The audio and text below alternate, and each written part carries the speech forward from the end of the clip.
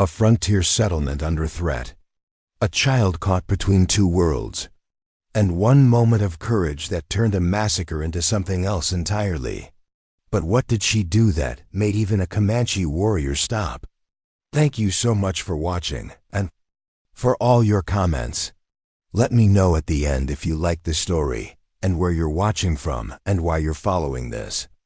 The early morning sun cast long shadows across Sunrise Creek as 16-year-old Sarah Mitchell collected water from the stream. The small settlement, nestled in the Texas frontier of 1868, was just beginning to stir. Sarah tucked a loose strand of blonde hair behind her ear, gazing at the orange-pink horizon. 3 years since the end of the Civil War, and life on the frontier remained precarious. "Sarah, don't wander too far," her mother called from their modest cabin. "Just filling the buckets, Ma," Sarah replied, watching as the settlement's dozen cabins showed signs of life. Smoke curled from chimneys as families prepared breakfast. Among the settlers was 8-year-old Comanche boy, Little Fox, who had been orphaned during a cavalry attack on his tribe.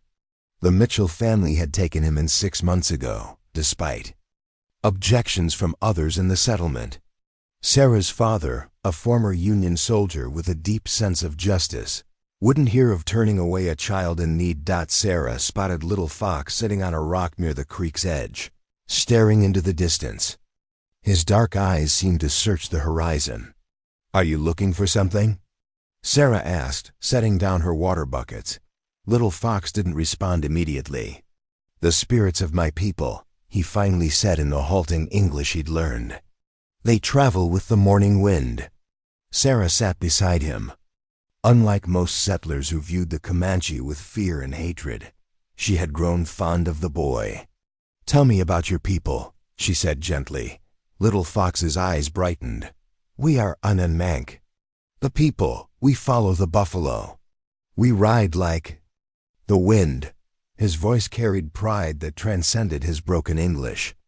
"Samuel Hawkins says your people are savages," Sarah said hesitantly, referring to the settlement's most outspoken resident against harboring a Comanche child. Little Fox's expression hardened. "Your people take our land, kill our buffalo." "Who is savage?"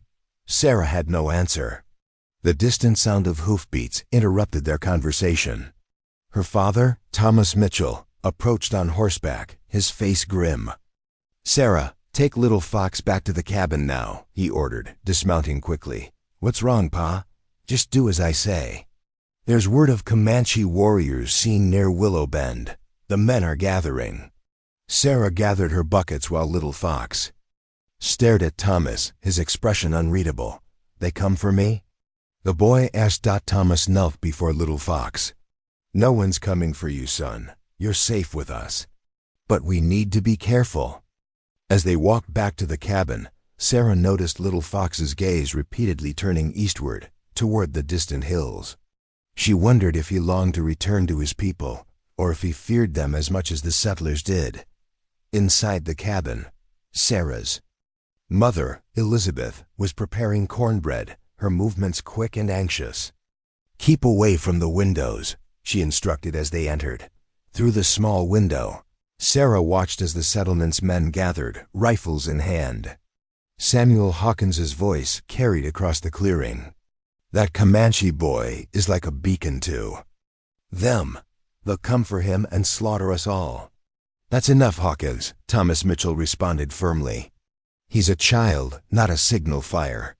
You're putting all our lives at risk for your misplaced charity, Mitchell." Sarah felt Little Fox's small hand slip into hers. His palm was sweaty, his fingers trembling slightly. She squeezed gently. "It's going to be all right," she whispered, though uncertainty gnawed at her. The frontier had taught her that safety was never guaranteed. As night fell, the settlement remained tense. Thomas returned home, his rifle propped by the door, as the family ate a simple supper of beans and cornbread. "Will they come?" Little Fox asked suddenly, breaking the strained silence. Thomas exchanged glances with Elizabeth before answering. "We don't know, son. But if they do, they'll find that we're peaceful folks who mean no harm. Little Fox studied his plate. 9 p.m. Not believe white man's words anymore. Too many lies. Not all white men lie, Thomas said gently. Not all N and Mank kill, Little Fox countered. Sarah watched the exchange, understanding dawning in her young mind. Both sides feared what they didn't understand, trapped in a cycle of violence and retribution that seemed impossible to break. That night, as Sarah lay in bed listening to the sounds of the frontier darkness, she heard Little Fox whispering in his native tongue from his small pallet across the room. It sounded like a prayer, or perhaps a farewell. She closed her eyes, trying to imagine a world where people like her family and people like Little Fox could live without fear of one another. Outside, the wind carried secrets across the plains, and Sunrise Creek settled into an uneasy slumber, unaware of the forces gathering beyond the horizon. Dawn broke with an eerie stillness over Sunrise Creek. Sarah awoke to the absence of the usual morning sounds, no roosters crowing, no early conversations between neighbors. She sat up in bed, instantly alert. Little Fox's pallet was empty. Panic seized her as she hurried to the main room of the cabin. Relief washed over her when she found the boy sitting cross-legged by the hearth, eyes closed, palms resting on his knees. "Little Fox?" she whispered. His eyes opened slowly. "They are coming," he said simply. Thomas Mitchell entered from outside, his face taut with concern. "Keep away from the windows today," he instructed. "Samuel Hawkins and some others are talking about sending Little Fox away for the safety of the settlement," Elizabeth gasped. "They can't. He's just a child." "I know," Thomas sighed, running a hand through his graying hair. "I've told them I won't allow it." Little Fox rose to his feet. "I go. Keep Mitchell family safe." Sarah grabbed his thin shoulders. "No, you're part of our family now. Pa won't. Let them take you." The boy's dark eyes met hers, wisdom beyond his years reflected in them. Come for blood." "Not for me." A sharp knock at the door silenced them. Thomas opened it to find Samuel Hawkins standing there with 3 other men, all armed. "Mitchell, we've decided. The boy goes today. We'll take him to Fort Richardson." "You've decided nothing, Hawkins," Thomas replied, his voice steely. "This is my home, and he's under my protection." Hawkins stepped forward, his face flushed with anger. "Your protection might get us all killed." "There's a war party moving this way." Jenkins spotted them at first light. Sarah felt her stomach tighten with fear. She instinctively moved closer to Little Fox. "How many?" Thomas asked. 20. Maybe more, painted for war. Thomas's expression remained resolute. "Then we prepare." "But the boy stays." Hawkins spat on the ground. "Your stubbornness will be the death of us, Mitchell." He turned to leave, then paused. "We're setting up defensive positions. I suggest you join us without your pet savage." After Hawkins left, Thomas turned to his family. "Elizabeth, gather food and water. Sarah, help your mother. We may need to shelter in place for a while." "What about Little Fox?" Sarah asked. Thomas knelt before the boy. "Do you want to leave, son? I won't force you to stay if you wish to go." Little Fox's gaze was steady. "Mitchell family protect Little Fox. Little Fox protect Mitchell family." The morning passed in tense preparation. Men positioned themselves around the settlement's perimeter, while women and children gathered in the central cabin, the most defensible structure. The Mitchells, however, remained in their own home with Little Fox. Sarah watched through a crack in the shuttered window as Samuel Hawkins paced nervously, rifle in hand. Other men crouched behind water troughs and woodpiles, their faces grim. "Why? Do they hate so much?" she asked her father. Thomas sighed. "Fear, mostly, and ignorance. Hawkins lost his brother to a Comanche raid 3 years ago. He can't see past that pain to recognize that Little Fox isn't responsible. But you fought in the war. You saw terrible things, yet you don't hate. I saw enough hatred during those years to last several lifetimes, Thomas replied. Hatred only. Breeds more of the same. The sound of a warning shot broke the silence, followed by shouting. Thomas grabbed his rifle. Stay inside, he ordered, heading for the door. Sarah crept to the window after he left. In the distance, dust clouds rose on the horizon. Riders approached Comanche warriors, their silhouettes growing larger against the morning sky. Little Fox appeared beside her, his expression unreadable as he gazed at the approaching warriors. Your people? Sarah whispered. He nodded slowly. White Eyes killed my father. These are my father's brothers. Are they coming for revenge? Little Fox turned to her, his young face solemn. Always revenge. White Eyes kill Enemank. Kill White Eyes, never ending. The warriors drew closer, their war cries carrying on the wind. Sarah counted at least 15 riders, their bodies adorned with paint, feathers streaming from their hair. The settlement's men fired warning shots. The warriors didn't slow. We should join the others in the central cabin, Elizabeth said, her voice trembling slightly. Sarah turned to Little Fox. Come on. But the boy stood frozen, listening. They sing death songs, he whispered. Outside, chaos erupted. The warriors charged into the settlement, arrows flying, lances raised. Gunfire responded. Sarah heard screams. Men, women, children. Thomas burst through the door. We need to go now. They've broken through the south side. Elizabeth grabbed a small bag of provisions, while Thomas lifted Little Fox into his arms. Sarah followed them out the back door, heart pounding. They hadn't gone 20 paces when a warrior on horseback appeared before them, blocking their path. His face was streaked with red and black paint, a necklace of bear claws hanging around his neck. He raised his lance, eyes fixed on Thomas. Little Fox suddenly shouted something in Comanche, squirming free of Thomas's grasp. The warrior hesitated, his gaze shifting to the boy. An exchange in rapid Comanche followed between Little Fox and the warrior. The man's expression changed from murderous to confused. What's he saying? Sarah whispered to Little Fox. He is Swift. Hawk, my father's brother, Little Fox replied. I tell him Mitchell family good people. Save Little Fox when soldiers kill my parents. Swift Hawk studied them, his lance still raised. Behind them, the sounds of the attack continued. Gunshots. Screams, the crack of flames as cabins began to burn. The warrior made a decision. He spoke sharply to Little Fox, gesturing for him to come. He wants you to go with him, Sarah realized, her heart sinking. Little Fox nodded, his eyes filled with conflicting emotions. My people, he said simply. Thomas stepped forward. Tell him we care for you, that you're safe with us. Little Fox translated. Swift Hawk's response was curt, dismissive. He says white man's words like wind, here, then gone. Says I belong with Enmank. More warriors appeared behind Swift Hawk. One pointed at the Mitchells, saying something that made the others laugh harshly.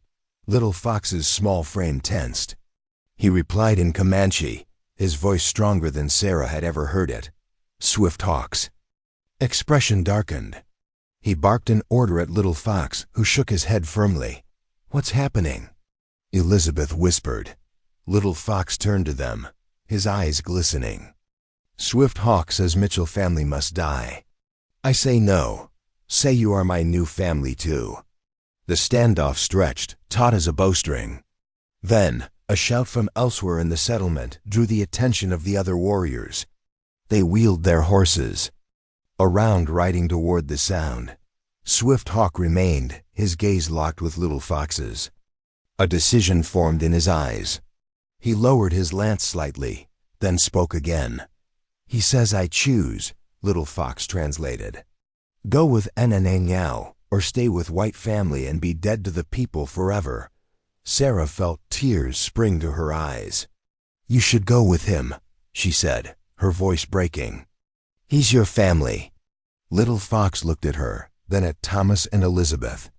The sounds of the massacre continued around them, smoke billowing into the morning sky. You also family, he said finally. Swift Hawk watched them, his expression inscrutable. Beneath his war paint, waiting for the boy's choice as Sunrise Creek burned around them. Swift Hawk's patience was wearing thin. He barked another command at Little Fox, his lance lowering to point directly at Thomas. Sarah felt time slowing as she watched the Comanche warrior's knuckles whiten around his weapon, his horse pawing the ground nervously. Without thinking, Sarah stepped forward, placing herself between her father and Swift Hawk's lance. No! She cried out. Little Fox moved with her, positioning himself beside Sarah. He spoke rapidly in Comanche, his small hand gripping Sarah's tightly. Swift Hawk's eyes widened slightly. He responded, his tone questioning. What did he say? Thomas asked tensely. Little Fox kept his gaze on his uncle. He asks why white girl protects men child. Says this not normal. Sarah stood her ground, heart hammering. Tell him you're my brother now. Tell him we protect each other. Little Fox translated her words. Swift Hawk's expression shifted almost imperceptibly, something like confusion crossing his painted features. He studied Sarah, then Little Fox, then the Mitchell parents standing protectively behind them. The warrior spoke again, his voice less harsh. He says Mitchell family different from other white eyes, Little Fox translated. Says maybe Mitchell heart's not filled with snake tongues. Thomas slowly stepped forward, moving beside Sarah but keeping his rifle pointed at the ground. Tell him we want no part in this war. We only wish to live in peace and raise our children, both our children. As Little Fox relayed this message, a commotion erupted from the center of the settlement. Screams intensified, followed by a thunderous, cracking sound as one of the larger cabins collapsed in flames. Swift Hawk glanced toward the chaos, then back at the Mitchells and Little Fox. He seemed to reach a decision. With a swift motion, he leaned down and extended his arm toward Little Fox. He wants me to go, Little Fox said, his voice small. Elizabeth stepped forward. Please, she addressed Swift Hawk directly, though he couldn't understand her words. He's just a boy. He needs a home, care, love. Swift Hawk's gaze shifted to Elizabeth. Little Fox translated her plea, adding words of his own that Sarah couldn't understand. The warrior sat straight in his saddle, conflict evident in his eyes. He spoke again, his tone commanding but no longer threatening. Swift Hawk says Mitchell family must leave now, Little Fox translated. Go to river cave south of creek. Hide until sun sleeps and wakes again. Other warriors not as understanding. Thomas nodded slowly. And you, Little Fox, what has he decided for you? Little Fox exchanged more words with his uncle before answering. I go with Swift Hawk, learn ways of my people again. His small face was solemn, but there was a glimmer of excitement in his eyes that Sarah hadn't seen before. Will we see you again? Sarah asked, feeling tears well up. Little Fox's expression softened. Swift Hawk says I may visit when moon is full if Mitchell family still here. He will bring me. Sarah impulsively hugged Little Fox. You'll always be my brother, she whispered. The boy stiffened momentarily, then returned her embrace. And Sarah? Always my sister, he replied. Swift Hawk made an impatient gesture. Little Fox pulled away from Sarah and approached the warrior's horse. With a quick motion, Swift Hawk pulled the boy up behind him. Go now, Little Fox urged the Mitchells. Others come soon, Thomas nodded grimly. South to the river caves. We know the way. As they prepared to part, Swift Hawk spoke once more, looking directly at Sarah. He says Sarah has heart of an Manca woman, Little Fox translated. Brave like buffalo, loyal like wolf. With that, Swift Hawk wheeled his horse around and galloped away, Little Fox clinging to his back. The boy turned once to look back, raising his hand in farewell. The Mitchells wasted no time. Gathering what few provisions they had, they slipped away from their cabin, skirting the main part of the settlement where the attack continued. Sarah glanced back once to see flames engulfing most of the cabins, warriors on horseback circling. The devastation.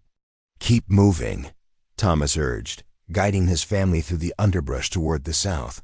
They traveled in tense silence, ears straining for sounds of pursuit. The river caves were known only to a few of the settlers, natural formations in the limestone bluffs that lined the river about 3 miles south of Sunrise Creek. Thomas had discovered them while hunting the previous winter. "Do you think anyone else escaped?" Sarah asked as they paused to rest in a small grove of cottonwoods. Thomas's expression was grim. "I pray so, but we can't go back to find out. Not yet. Why did they spare us?" Elizabeth wondered, her face pale with shock. "Little Fox," Sarah said simply. "And Swift Hawk saw something in us that made him decide we were different." Thomas nodded. "When you stepped in front of that lance to protect me, and Little Fox stood with you, I think it showed him something he didn't expect to see between a white girl and a Comanche boy." They continued their journey, reaching the river by midday. The limestone bluffs rose above them, pockmarked with small caves and crevices. Thomas led them to one of the larger openings, partially hidden by hanging vines. "We'll be safe here until it's clear to leave," he said, helping Elizabeth into the cool darkness of the cave. Sarah lingered at the entrance, gazing back in the direction of Sunrise Creek. Smoke still rose in the distance, a dark smudge against the blue sky. "He'll be all right, won't he, Pa?" she asked. "Little Fox?" Thomas put his arm around his daughter's shoulders. "Swift Hawk is his blood. He'll look after him." "But he was our family too," Sarah said, a tear sliding down her cheek. "Yes," Thomas agreed.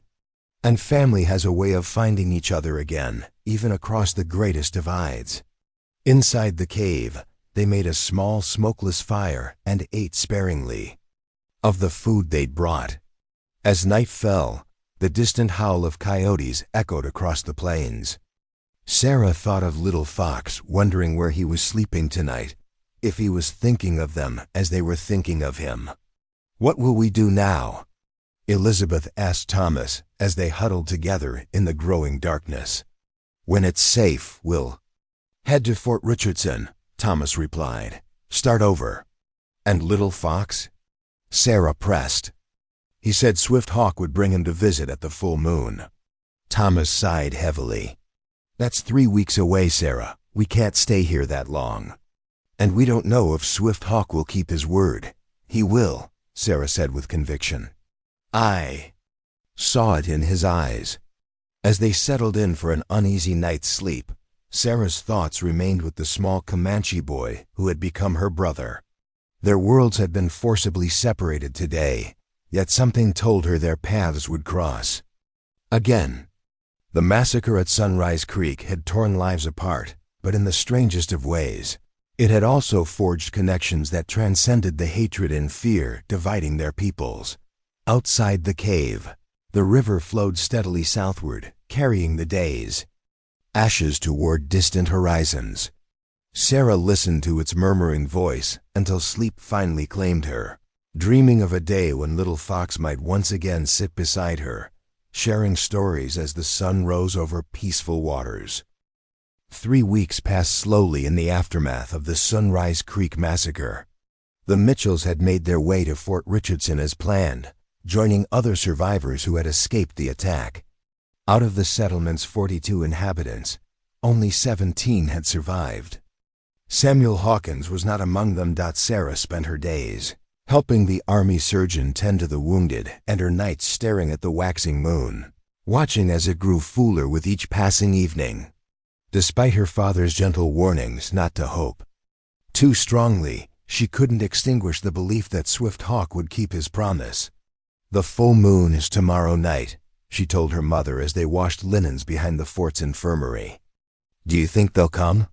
Elizabeth wrung water from a sheet. Her hands reddened from the harsh lye soap. "I don't know, Sarah. The army patrols have been increased since the attack. Any Comanche approaching the fort might be shot on sight. Sarah's heart sank. She hadn't considered this complication. Then how will we see Little Fox? Perhaps we won't, dear, Elizabeth said gently. Sometimes in life, we have to accept partings as final, even when they break our hearts. That evening, Thomas found Sarah sitting on a bench outside their assigned quarters, gazing at the nearly full moon. "Copper for your thoughts?" he asked, settling beside her. "I was thinking about meeting Little Fox," Sarah replied. "Away from the fort." Thomas frowned. "That's far too dangerous, Sarah. The plains aren't safe, especially for a young girl alone." "But Pa, if they come to the fort, they'll be killed. And if we don't meet them somewhere, we'll never see Little Fox again." Thomas sighed, running a hand through his hair. "Sarah, I miss the boy too. But we have to be realistic. The chances of Swift Hawk bringing him are slim. And even if he intended to keep his word, there are many things that could prevent it." Sarah turned to face her father, determination in her eyes. "You always taught me that promises matter, that a person's word should be their bond. Why would Swift Hawk's promise be worth any less than yours?" Thomas had no immediate answer. He stared at the moon alongside his daughter, lost in thought. "There's a stand of cottonwoods about a mile east of the fort," he said finally. "Near enough that we could reach it safely, far enough that the army patrols don't regularly check it." Hope bloomed in Sarah's chest. I mean that tomorrow evening, you and I will ride out to those trees. We'll wait 1 hour. If they don't come, we return to the fort, and you accept that this chapter of our lives is closed." Sarah threw her arms around her father. "Thank you, Pa. They'll come, I know they will." "Don't thank me yet," Thomas cautioned. "Your mother will have my hide when she hears of this plan." The following day crawled by with excruciating slowness. Sarah went about her duties with distracted efficiency, her thoughts constantly straying to the evening ahead. Would Little Fox look different after 3 weeks with his people? Would he remember her? Would he be happy to see them? As sunset approached, Thomas informed the fort's commander that he was taking his daughter to check rabbit snares he'd set the previous day. The commander, knowing Thomas as a reliable and capable frontiersman, gave his permission without question. Elizabeth's reaction was as Thomas had predicted: initial alarm, followed by reluctant acceptance. 1 hour, she insisted, not a minute more. "And take the pistol." They set out as the sun dipped below the western horizon, riding double on Thomas's gelding. The cottonwood grove appeared as a dark smudge against the deepening blue of the eastern sky. "Remember," Thomas cautioned as they approached, "if we see anything suspicious, or if I tell you to run, you ride straight back to the fort, no arguments." Sarah nodded, though in her heart, she knew she could never abandon her father or Little Fox. If either were in danger, they tethered the horse at the edge of the grove and moved deeper among the trees. The full moon rose, casting silver light through the leaves, creating a patchwork of light and shadow on the ground. "Now we wait," Thomas said, finding a fallen log for them to sit on. Minutes stretched into a half hour. The sounds of night creatures surrounded them, crickets chirping, the occasional hoot of an owl, the distant yip of a coyote. Sarah's hope began to waver. "Maybe they couldn't come," she whispered. Thomas put his arm around her shoulders. "It was always a long shot, Sarah, but Swift Hawk promised. His world is different from ours." "Perhaps." Thomas fell silent, his body tensing.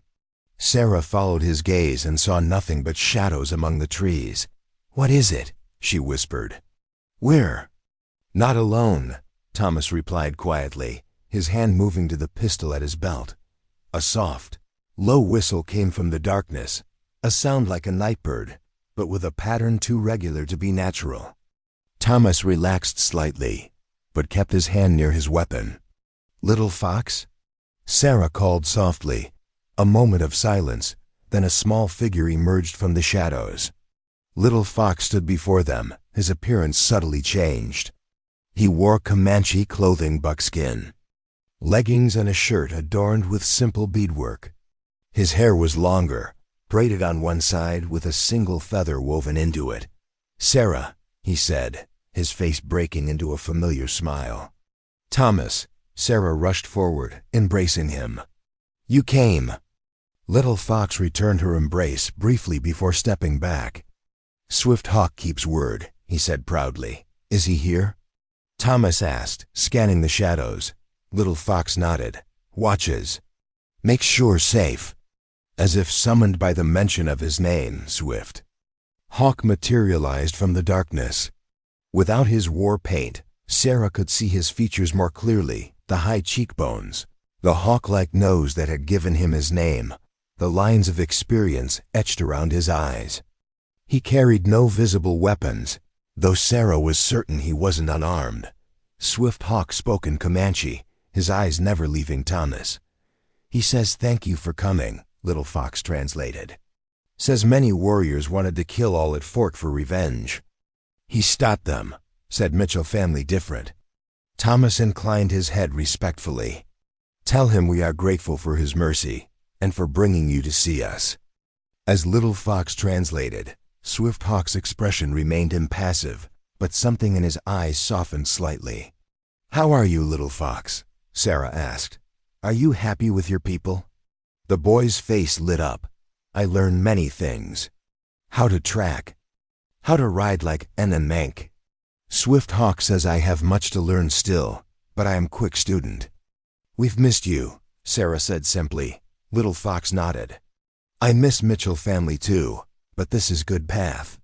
Swift Hawk says two paths before me, now Mank path and White Eyes path. I walk both, learn both. Maybe someday help make peace." Thomas smiled sadly. "That's a worthy goal, son, but a difficult one." Swift Hawk spoke again, his tone serious.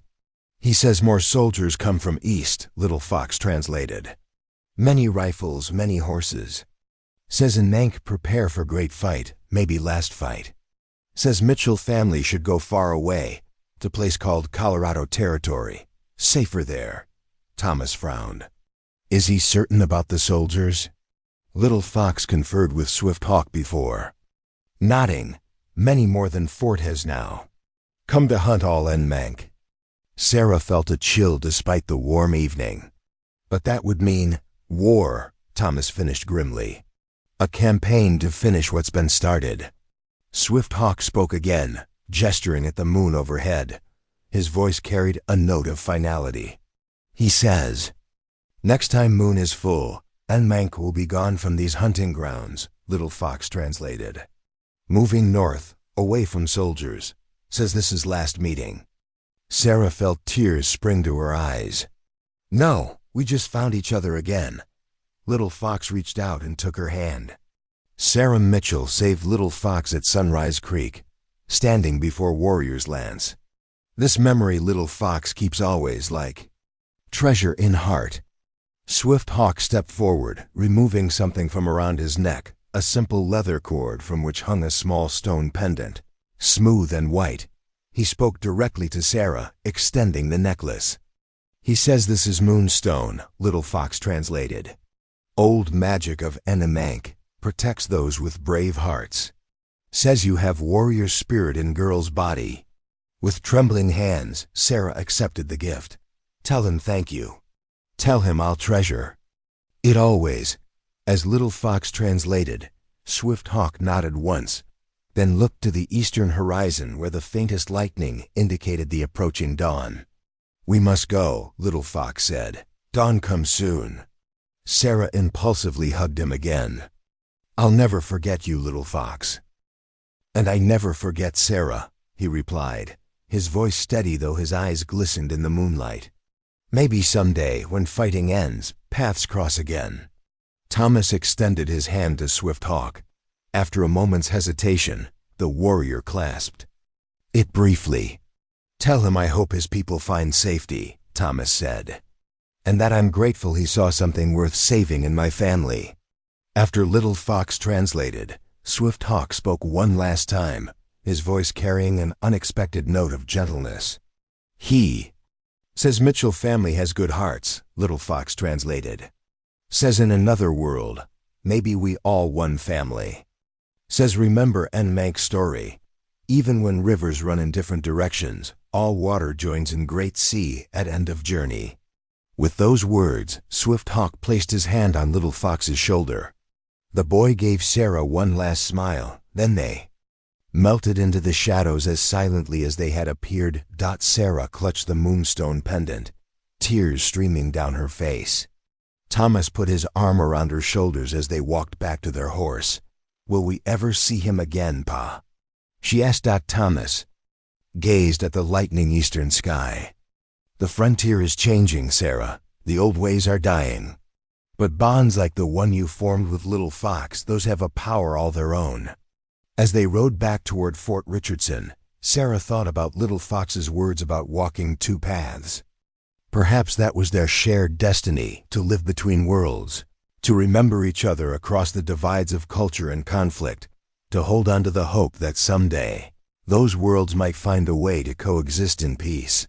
The moonstone felt warm against her skin, a tangible reminder of the Comanche boy who had become her brother, and of the warrior who had spared them when hatred would have been easier than mercy. In a frontier torn by violence, they had found an unlikely connection, a small bridge across a vast divide. Behind them, the full moon sank toward the western horizon, its light gradually yielding to the new day dawning over a land of both beauty and bloodshed, of endings and new beginnings.